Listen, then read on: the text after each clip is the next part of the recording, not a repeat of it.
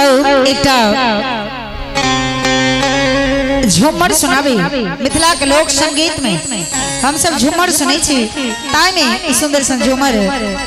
हम सुनाबे गे बहिना छोड़ी देलखिन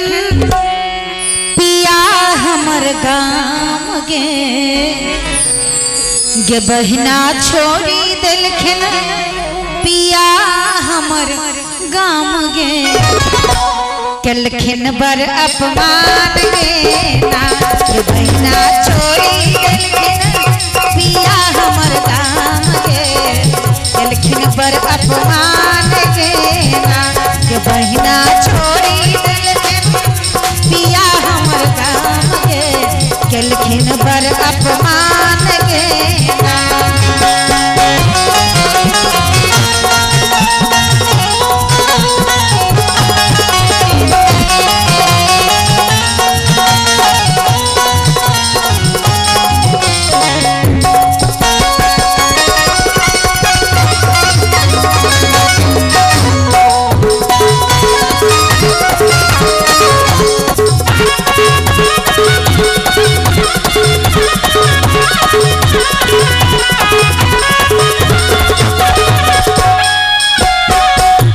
जबानी करे तारा छोड़ झिंगुर मचबै मारा सो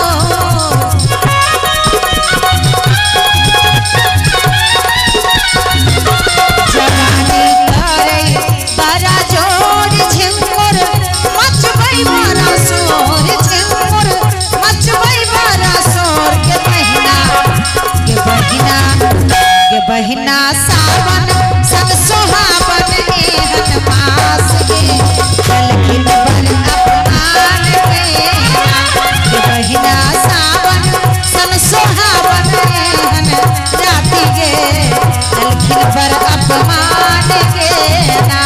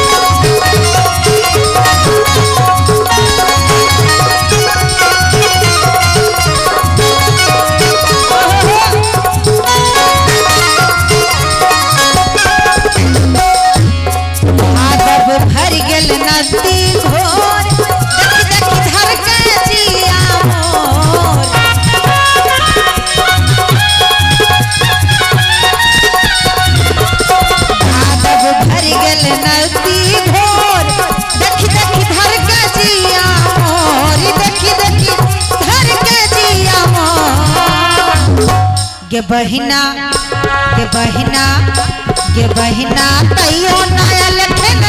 पिया हमर गाम गे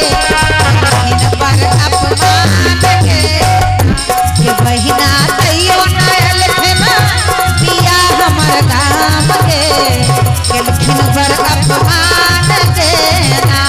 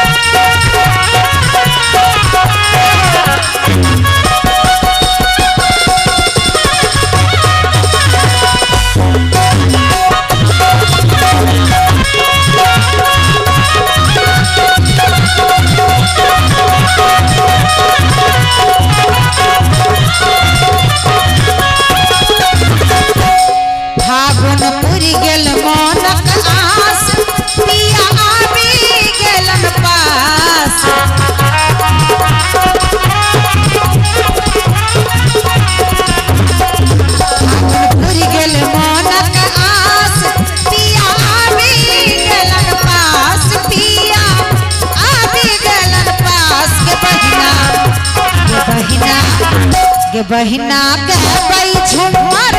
सब मिली साथ गे